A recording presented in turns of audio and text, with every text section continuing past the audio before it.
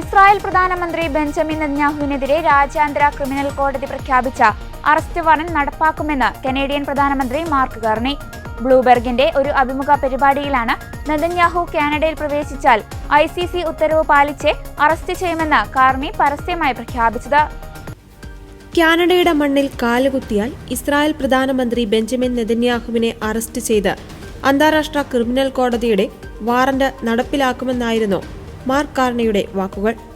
Gaza സംഘർഷം, മനുഷ്യരാശിക്കെതിരായ കുറ്റകൃത്യങ്ങൾ എന്നിവയുമായി ബന്ധപ്പെട്ട കേസുകളിൽ നെതന്യാഹുവിനെ തടങ്കലിൽ വയ്ക്കുവാനുള്ള മുൻ പ്രധാനമന്ത്രി ജസ്റ്റിൻ ട്രൂഡോയുടെ പ്രതിജ്ഞ പാലിക്കുമോ എന്ന ചോദ്യത്തിന് അതെ എന്നായിരുന്നു കാർണിയുടെ ഉത്തരം. ICC അംഗരാജ്യമെന്ന നിലയ്ക്ക് കോടതി തീരുമാനങ്ങളോട് നിയമപരമായി സഹകരിക്കുവാൻ കാനഡയ്ക്ക് ബാധ്യതയുണ്ടെന്നും കാർണി പറഞ്ഞു.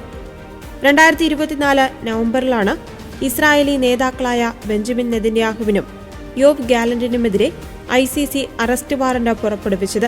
ഗാസ സംഘർഷത്തിനിടെ പട്ടിണിയെ ഒരു യുദ്ധമുറയായി ഉപയോഗിച്ചതും മറ്റു മനുഷ്യത്വരഹിതമായ പ്രവർത്തികളും ഉൾപ്പെടെയുള്ള യുദ്ധക്കുറ്റങ്ങൾക്കും മനുഷ്യരാശിക്കെതിരായ കുറ്റകൃത്യങ്ങൾക്കും ഇരുവരും ഉത്തരവാദികളാണെന്ന് ആരോപിച്ചായിരുന്നു അറസ്റ്റ് വാറന്റ്. ICCയിലെ ഒരംഗരാജ്യമെന്ന നിലയിൽ കോടതിയുടെ തീരുമാനങ്ങളുമായി സഹകരിക്കുവാൻ കാനഡ നിയമപരമായി ബാധ്യസ്ഥമാണ്.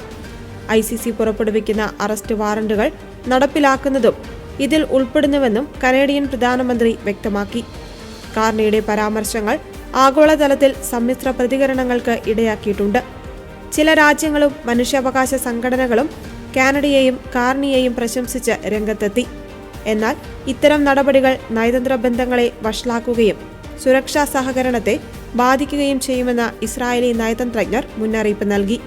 നെതന്യാഹുവിനെതിരെയുള്ള ICC അറസ്റ്റ് വാറന്റ് നടപ്പിലാക്കുകയെന്നത് സഖ്യകക്ഷിയായ ഒരു പാശ്ചാത്യ രാഷ്ട്രം ആദ്യമായാണ് പ്രഖ്യാപിക്കുന്നത്.